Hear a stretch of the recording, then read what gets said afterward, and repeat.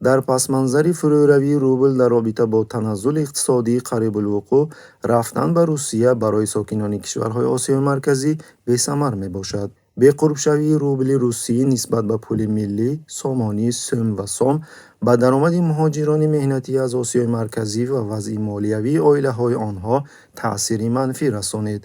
дар маводи нашр кардаи Оҷонсии иттилоъоти Азия Плюс, вазъи муҳоҷирони меҳнатии Русия матраҳ карда шудааст.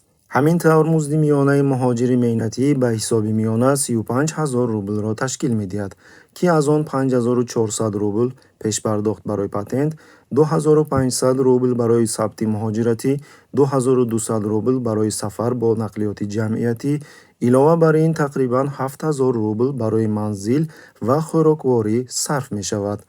дар ниҳояти кор, хароҷоти миёнаи моҳонаи як муҳоҷири меҳнатӣ 17-18 000 рублро ташкил медиҳад, ки ин дар ҳолест ки 35 000 музди меҳнати муҳоҷирон аст.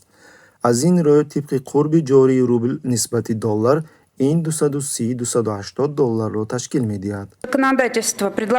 ҳамин тариқ мақомоти Русия, ки солҳои тӯлонӣ алайҳи кишварҳои Осиёи Марказӣ таҳдид мекард, эҳтимол дар замони наздик чунин фишорро ба монанди муҳоҷирони меҳнатӣ аз даст медиҳад, ки дар навбати худ онҳо барои ҷустуҷӯи даромади хуб кишварҳои дигарро интихоб мекунанд.